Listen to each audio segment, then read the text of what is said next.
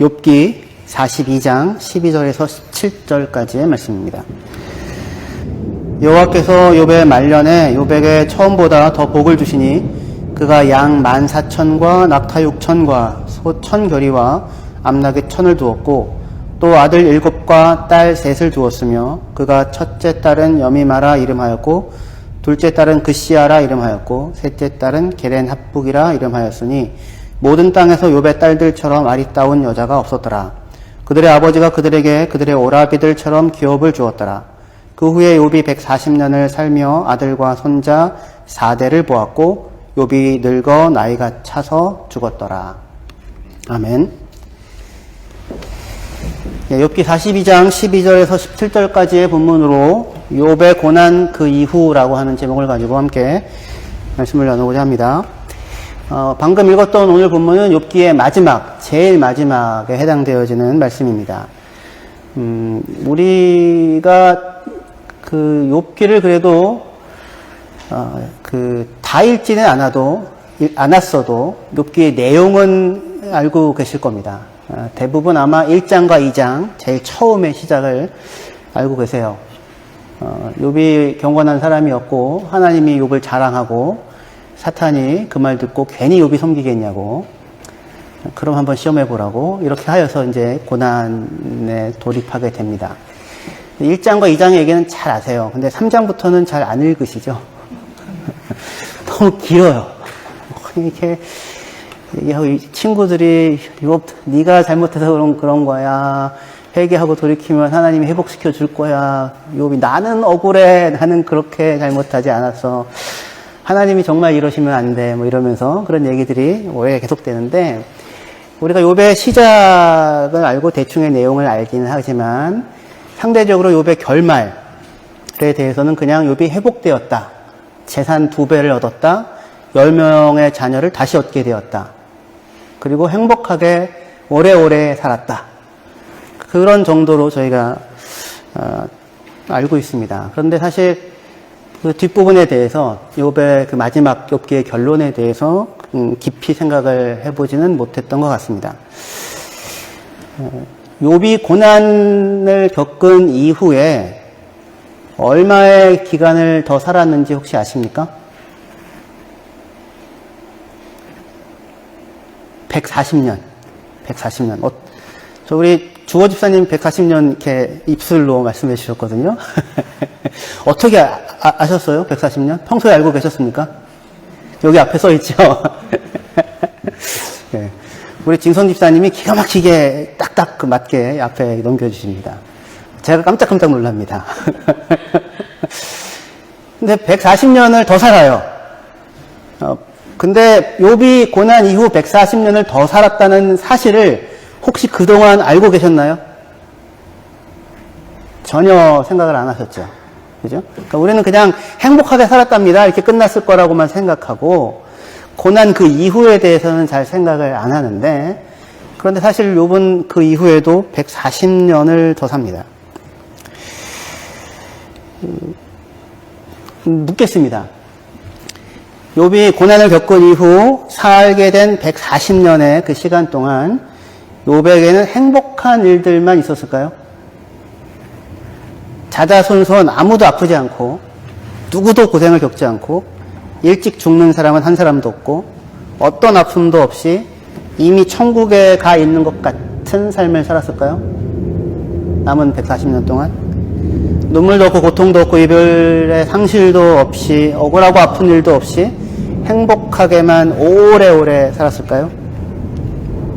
그러지는 않았으리라라고 생각을 하게 되는 거는, 우리도 하나님의 은혜를 받아서 고통에서 벗어나기도 하고, 그쵸, 위기에서 넘어가기도 하지만 한 번 고난을 겪었다고 해서 그 이후에 다시는 고난이 없다거나 그렇지는 않다는 것을 우리도 겪어서 사실은 알고 있기 때문일 것입니다.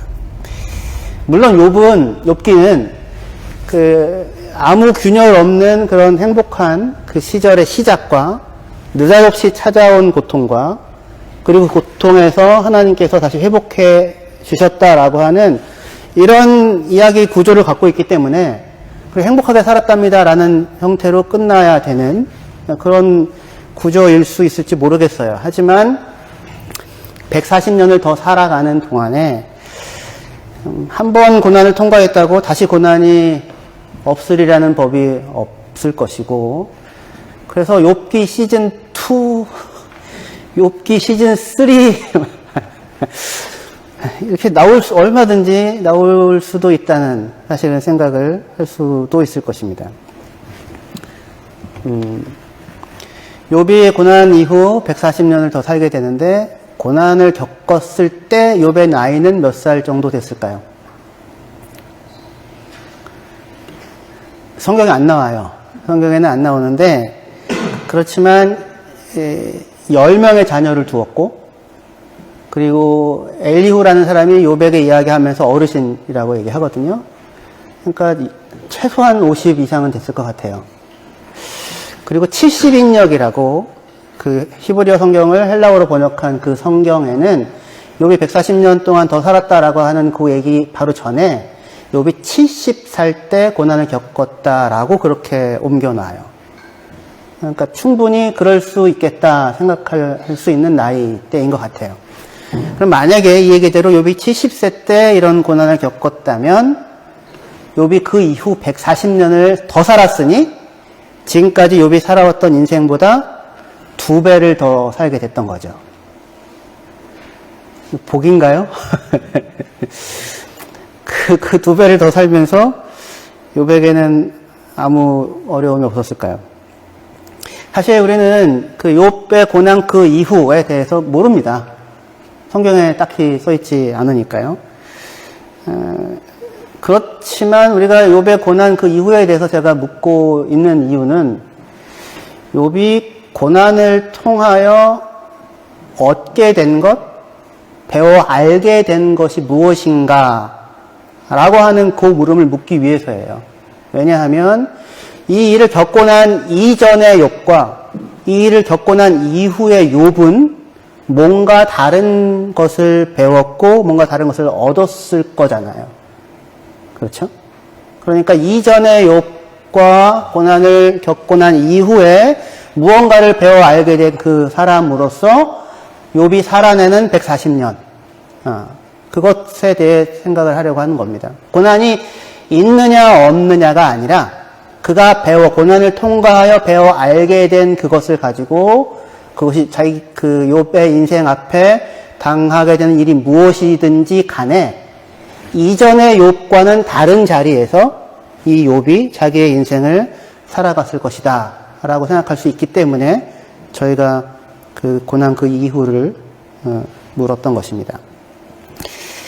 욥이 고난을 통해 그 어려운 일들을 겪어낸 다음에 욥이 배운 것, 얻게 된 것은 무엇일까요? 평생 겪을 고난 다 겪었으니 이제 몰아서 가. 한꺼번에 다 몰아서 겪었으니 이제는 행복뿐이다. 뭐 이런 걸 얻게 됐을까요? 아니면은 하나님을 잘 믿고 그의 심기를 건드리지 않으면 그러면 고난은 다시 찾아오지 않는다. 뭐 이런 걸 배웠을까요? 이거는 아니에요. 왜냐하면 욥은 이전에도 하나님을 잘 믿었어요. 그리고 딱히 하나님의 심기를 건드려가지고 고난을 겪은 게 아니죠. 오히려 문제는 하나님이 욥을 자랑하다가 적당히 칭찬하시지. 봤어? 욥 같은 사람 봤어? 뭐 이래가지고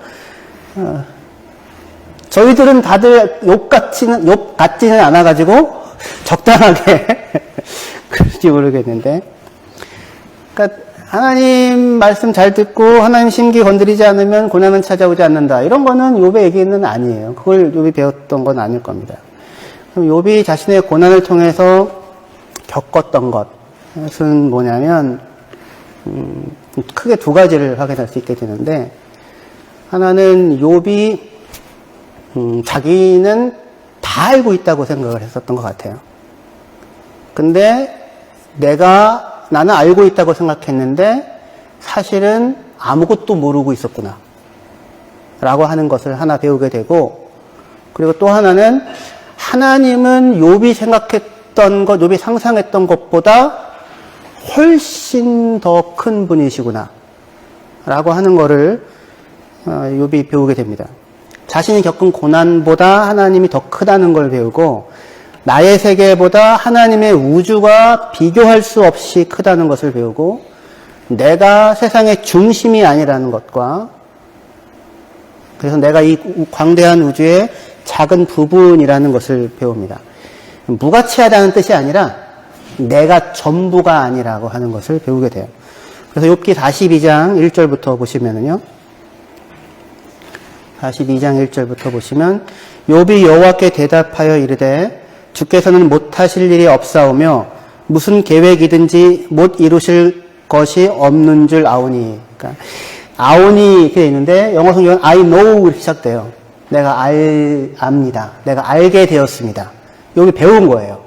욥이 뭘 배웠냐면 주님께서는 못하실 일이 없다고 무슨 일이든지 하실 수 있는 분이시고 그리고 무슨 계획이든지 간에 이루시지 못할 것이 없는 크고 광대한 분이라는 것을 내가 알게 되었습니다. 이런 얘기를 하는 겁니다. 하나님이 크시다라는 고백이고요. 그 다음에 3절부터요. 무제한 말로 이치를 가리는 자가 누구이니까 나는 깨닫지도 못한 일을 말하였고 스스로 알 수도 없고 헤아리기도 어려운 일을 말하였나이다.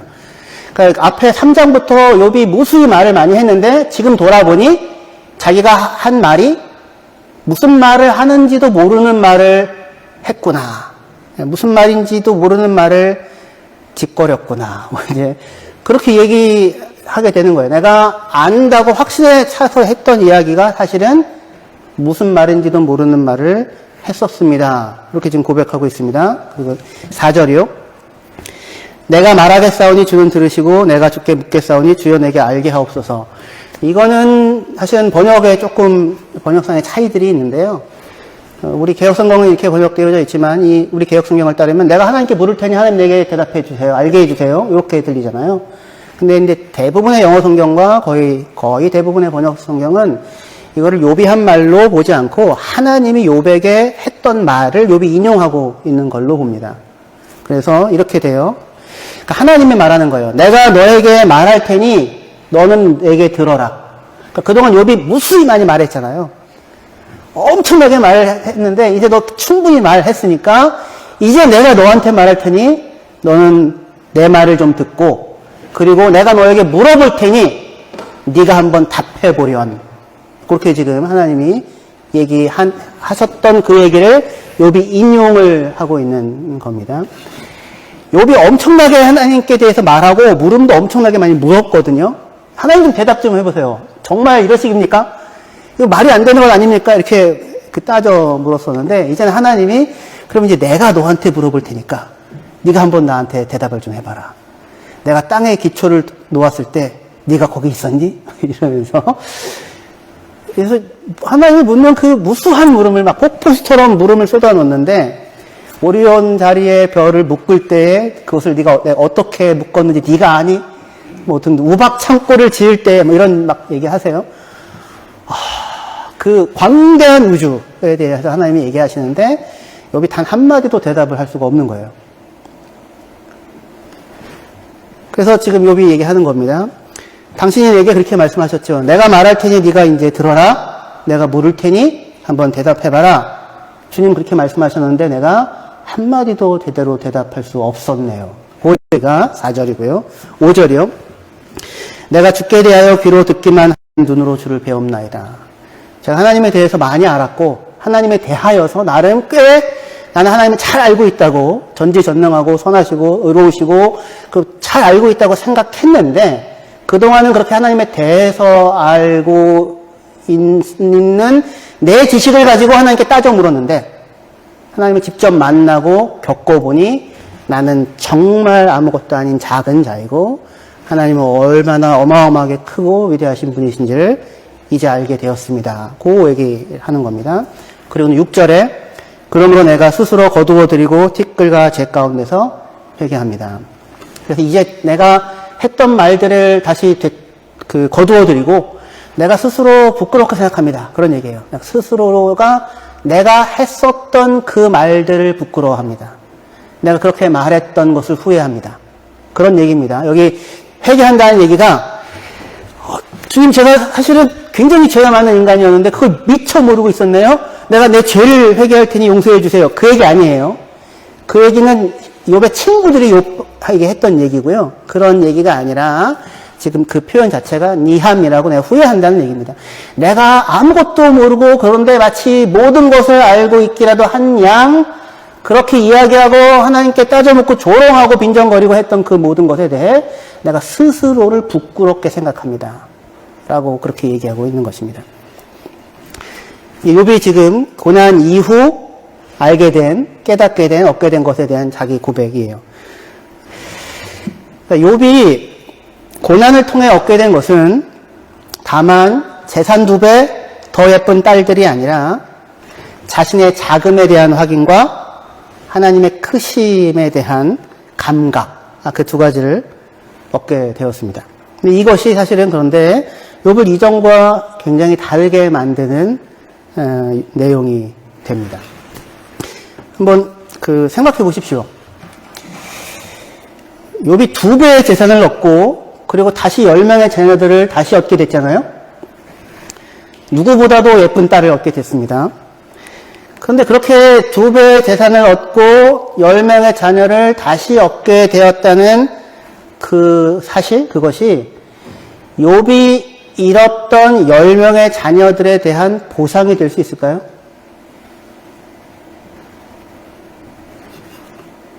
그 아픔이 다 상쇄될까요? 그 다시 얻게 된 2배의 재산과 새로 얻게 된 10명의 자녀들을 보면서 욥은 모든 상실의 아픔을 다 잊고 행복하게 웃을 수 있었을까요? 그렇지 않죠. 그죠? 그렇지 않았을 것입니다. 상처가 있고요. 그렇다고 맨날 아파하고 막 슬퍼하기만 했다는 얘기는 아닙니다. 그렇지만 상처가 있고 아픔이 있는 고통을 아는 사람으로 140년의 시간을 살게 돼요. 하지만 욥은 이전과는 다른 자리에 있어요. 자기가 알고 있는 게 전부라고 하나님이 이러시기냐고 따졌던 자리와는 다른 자리에 서 있어요. 재산이 2배가 되어서 그 능력이 많아져서 이전과 다른 사람이 되었다고 하는 게 아니라 그가 겪어낸 그 일이 이전에는 그가 설 수 없었던 자리에 욥을 세우게 돼요. 다시 얘기해서 누군가가 자녀를 잃은 사람이 있으면 그 사람 곁에 욥이 말없이 있어주는 것만으로도 위로가 될 수 있는 사람이 욥이죠. 욥은 낮아져 있고 넓어져 있어요. 그리고 그의 존재 자체가 누군가에게 위로가 되어지는 사람이 되어져 있어요. 그런데 스스로 작음을 알아요. 그리고 하나님이 크시다는 것도 고백해요. 욥은 그런 사람으로 그의 남은 140년의 시간을 살게 됩니다. 그러니 고난 이후 이제는 아무런 어려움 없이 행복하게 살았답니다가 욥기의 결말은 아닌 거예요. 고난 이후 욥은 자신의 3 딸들에게 땅을 기업으로 줍니다. 그 얘기를 굳이 성경이 얘기해요. 욥기 42장 15절에 모든 땅에서 욥의 딸들처럼 아리따운 여자가 없었더라. 그들의 아버지가 그들에게 그들의 오라비들처럼 기업을 주었더라. 이전의 딸들에게는 그런 얘기가 없었어요. 그런데 고난을 겪고 난 이후 욥은 아들이 아닌 딸들에게도 아들과 동일하게 땅을 기업으로 주어요. 연약한 자들에 대한 욥의 감각이 더 넓어져요. 그의 세계가 더 커져요. 이전에 알지 못했던, 이전에 감각하지 못했던 연약한 사람들에 대한 그의 이해가 커집니다. 그리고 이것이 욥기가 보여주는 아주 중요한 메시지 가운데 하나예요. 고난을 겪고 난 뒤에 욥의 시야가 넓어지고 하나님에 대한 그의 알미 더욱 깊어져요. 그러니까 욥기의 결말이 보여주는 바는 하나님을 믿으면 잠시 고난을 겪더라도 결국에는 더 큰 복 2배의 무슨 재산을 얻게 될 거야 라고 하는 그런 차원의 이야기가 아니라 그거는 다만 욥이 회복되었다고 하는 것을 보여주는 가시적인 증표죠. 그게 부유한 게 아니라 욥 자신이 더 부유한 시야가 넓어진 감각이 하나님에 대한 감각이 더 깊어진 사람이 되어져 있어요. 그래서 욥은 그 이후 남은 140년의 시간을 고난을 아는 자로, 자신의 자금과 하나님의 크심을 아는 자로 살아갈 수 있게 돼요. 욥의 세계가 더 깊어지고 더 넓어져 있습니다. 제가 20대 초반에 욥기를 읽으면서 썼던 일기가 있어요. 저는 정말 하루에도 어마어마하게 썼어요. 왜 이렇게 쓸 게 많았는지. 지금도 있어요, 지금도. 독일에 없고 한국에 있는데. 20대 초반 때, 한 23살 때 정도 때 썼었던, 욥기를 읽고서 썼던 일기에 이렇게 제가 썼었던 내용이 있습니다. 하나님은 어찌하여 나와 아무 상의 없이 내게 어떤 동의도 구하지 않은 채 나를 이런 세상에 내보내셨다는 말인가. 제가 언제 썼다고요? 한 23살 정도 때. 저는 그때 어른인 줄 알았습니다. 제가 다 알고 있는 사람이라고 생각했어요. 인생의 비밀을 통달하는 사람이라고 생각했죠. 하나님은 어찌하여 나에게 아무런 상의도 없이 내게 어떠한 동의도 구하지 않은 채 나를 이런 세상에 보냈단 말인가.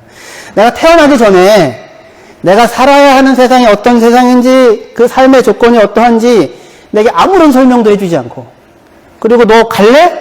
동의도 구하지 않고, 그리고 너 이렇게 막무가내로 세상에 내던져도 된단 말인가. 하나님이면 다냐.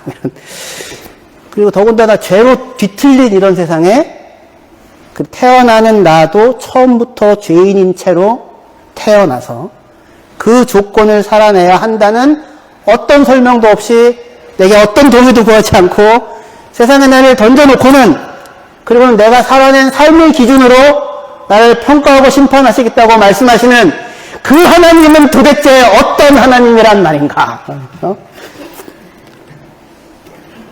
그랬어요. 왜냐하면 제가 알고 있는 세상이 고통스러웠어요. 이런 속에 나를 밀어놓고 이러시기냐, 이런 거죠. 근데 욥도 자신의 고통 가운데 욥기 3장부터 욥 3장부터 자기 생일을 저주해요, 생일을. 하나님 차라리 나를 낳지 마시지. 낳으셨으면 책임을 지시지. 뭐 이런 거죠. 내가 태어나지 않았다라면 좋았을 것을. 태어났더라도 바로 죽었으면 좋았을 것을. 그런 얘기 해요, 그런 얘기.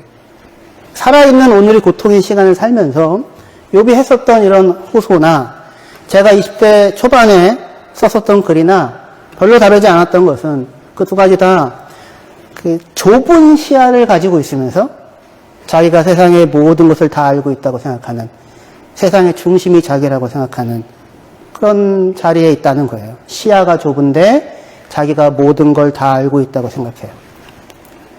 내가 겪은 것으로 이미 인생을 다 안다고 생각을 하는 거죠. 몸의 중심은 아픈 곳이다라는 말이 있습니다. 그쵸? 몸의 중심은 아픈 곳이다. 한편 맞는 말인데, 어디가 아프면 내 몸에는 거기만 있는 것 같아요. 하지만 거기만 있나요? 그건 아니죠. 손가락에 가시가 박히면 그 아픈 그것이 나의 전부처럼 느껴지지만, 그러나 내 몸에 손가락만 있는 것은 아니죠. 고통 속에서 욥은 세상 가운데 오직 나 하나만 있고, 그리고 그 나는 오늘 여기서 고통스럽습니다. 내가 지금 이곳에서 고통을 겪고 있다는 그 확실한 현실로 인해서 고통받는 나는 세상의 중심이 되고, 그런 나의 고통을 외면하는 하나님은 불의하신 분이 돼요. 내가 우주의 중심이라고 생각하니까. 그러나 과연 그런가요? 청소년 시기 사춘기를 다들 지나오셨죠? 이거 겪을 때 겪으셔야 됩니다. 나중에 40 넘어서 겪으시면 곤란합니다. 그때 그걸 겪으셔야 되는데, 청소년기 사춘기의 특징이 나는 반항한다, 고로 존재한다 이거잖아요. 그 부모가 하는 말에 대해서 아니 나는 그렇게 생각하지 않는데 이거를 꼭 해요. 누가 하는 말에 대해서. 그리고는 나는 그렇게 생각하지 않는데 라는 그 말을 지켜내기 위해서 무리수를 두다가 부끄러운 경험을 하기도 합니다. 세상에는 오직 나 하나가 있고 나를 위해 세상이 존재해요. 그 시절에는. 내가 고통스러우면 세상은 불공평하고 불의한 것이고, 내가 괴로우면 하나님은 불의하신 분인 거죠. 그리고 여기 이런 곳에 내가 존재한다는 것, 이런 곳에 나를 보냈다고 하는 것이 고통이고 하나님은 불의한 분인 거예요. 저는 그 어렸을 때, 20대 초반 때 나는 결코 결혼을 하지 않겠다. 그리고 결혼을 한다고 해도 결코 아이를 낳는 죄를 범하지 않겠다. 라고 그렇게 생각했어요. 아이를 낳고 이 세상에 무책임하게 내던지지 않겠다. 나는 하나님처럼 하지 않겠다. 뭐 이런 거죠. 그랬던 제가, 새 아이를 낳고, 결혼하고 새 아이를 낳고 키우고 있고, 저의 세계는 그때보다 훨씬 넓어져 있습니다. 감사하고 행복해요. 힘들기도 하지만. 이번에 저희 가족이 다 스위스를 다녀왔어요. 어마어마한 거대한 자연에 탄성이 절로 나왔습니다. 저희 아이들도 그랬을까요? 물론 그랬어요. 하지만 오래 가지는 않았습니다. 왜냐하면 그 아이들은 우와 하고는 다들 차에서 어디인가를 이동할 때마다 헤드폰을 끼더라고요. 그럼 벗지를 않아요. 헤드폰 얘기고는.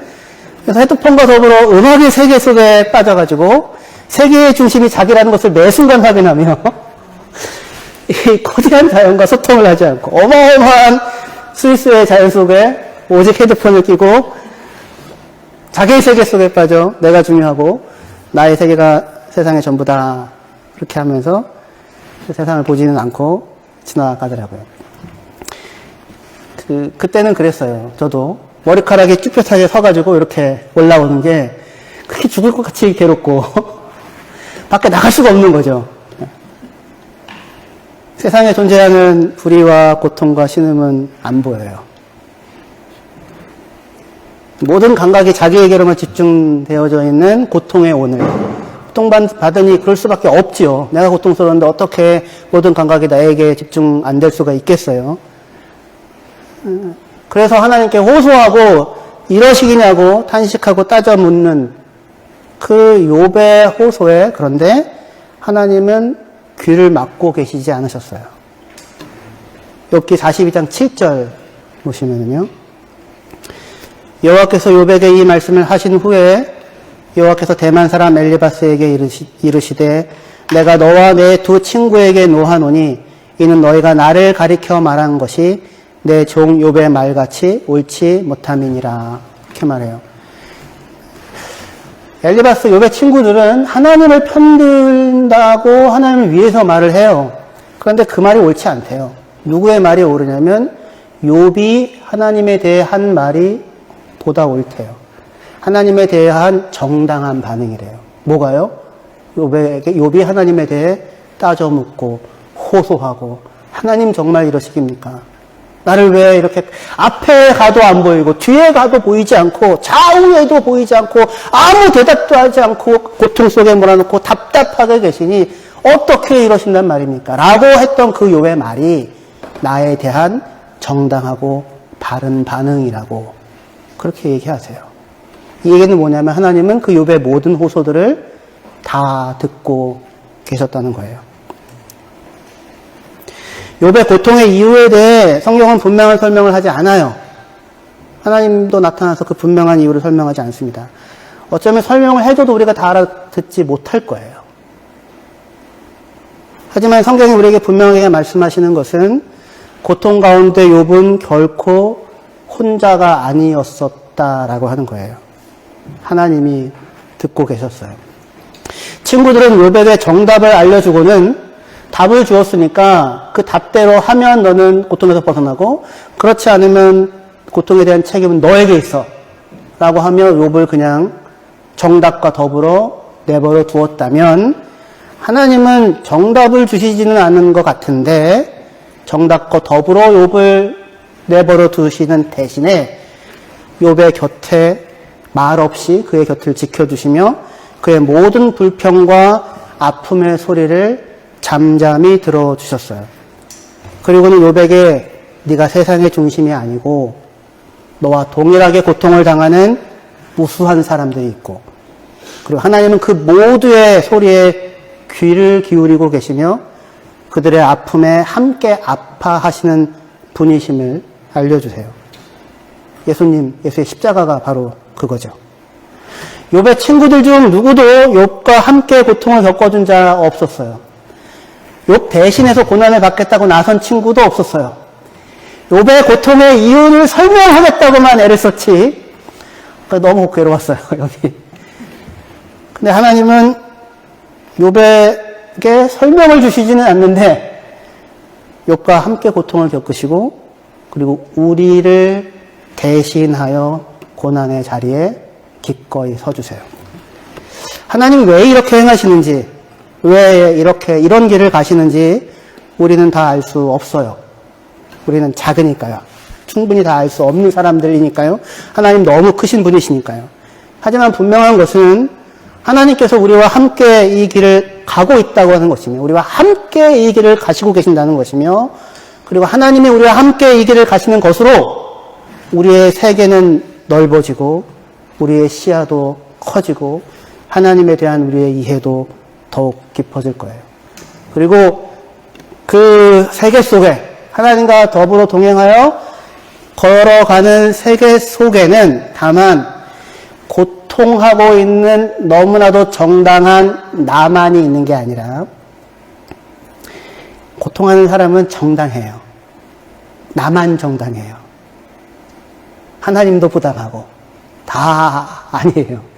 그래서 그 세계 속에는 고통당하는 너무나도 정당한 나만 그 속에 있는 게 아니라 하나님이 욥과 같이 걸어간 결과 욥이 자기를 그렇게 괴롭게 했던 친구들을 위해서 기도해줘요. 하나님 저 친구들을 용서해 주세요. 쟤들이나 나나 비슷해요. 서로 모르는 얘기 했었어요. 용서해 주세요. 그렇게 괴롭게 했던 친구들도 서고 그리고 욥이 회복되었다는 얘기를 듣고는 욥을 떠나갔던 사람들이 다 돌아와요. 아, 참 보기 싫은 사람들 다 들어와서 같이 잔치해요. 말하자면 위로하고 손을 잡아주고 너 힘들었지? 그 얘기를 뒤늦게 또 해요. 욥이 또 맞아주고 그들과 함께 같이 서요. 하나님이 욥과 함께 걸어가는 그 세계에는 욥을 아프게 하고 찌르게 했던 친구들도 서고 욥을 떠나갔던 사람들도 같이 와서 서더라고요. 그리고 나와 다르지 않은 고통의 날들을 지나고 있는 저와 여러분들 모두를 하나님께서 세우시는 것이 우리의 삶일 것입니다. 그러니까 힘들면 힘들다고 말하시고요. 비명이 나거든 비명을 지르시고요. 하나님을 부르세요. 하나님이 왜 이 시간을 이렇게 길게 허락하시는지 모르겠어요. 딱히 설명을 해주시지 않을지 모르겠어요. 하지만 분명한 것은 하나님은 우리의 소리를 듣고 계시다는 것이며 기꺼이 우리를 위하여 대신 고난을 받으시는 자리에 서주시는 분이시라는 것입니다. 그것을 통해 우리가 더 깊어지고 더 넓어지고 존재 자체가 누군가에게 힘이 되고 위로가 되어지는 그런 사람으로 하나님이 우리를 빚어가실 것입니다. 기도하시겠습니다.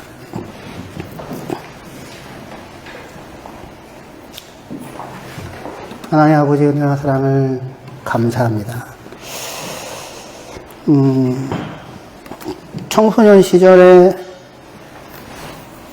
모든 것을 다 할 수 있는 것 같았고 세상의 중심은 나였고 작은 일에도 고통하였고 원망하였습니다. 너무나도 정당했고요. 근데 그 시기를 지나고 보니 사실은 아무것도 알지 못하던 때였습니다. 그렇다고 그게 부끄럽기만 하기보다는 그것을 통하여 얻은 것이 있었던 말없이 우리를 인내하시고 지켜주시고 우리 곁을 지켜주셨던 하나님으로 인해 성장할 수 있었던 시기였음을 알게 됩니다. 하나님 아버지 오늘 우리 각자의 처한 나이와 연령과 자리에서 각자의 쉽지 않은 삶을 살아가고 있습니다. 우리의 고통의 소리를 호소를 하나님 아버지 들으시는 줄 압니다. 우리와 함께하여 주시옵시고 마침내 이 자리를 지나서 모두가 함께 웃을 수 있는 자리에 세워주실 하나님을 믿고 신뢰합니다. 그 하나님과 하나님께 영광을 돌리며 우리 렘사인 한인교회에 속한 모든 성도님들이 더 넓은 터에 함께 설 수 있을 때까지 무너져 내리지 않게 하시고 서로가 서로에게 격려가 되고 위로가 되어 주의 길을 함께 걸어가게 하여 주시옵소서. 예수님의 이름으로 기도합니다.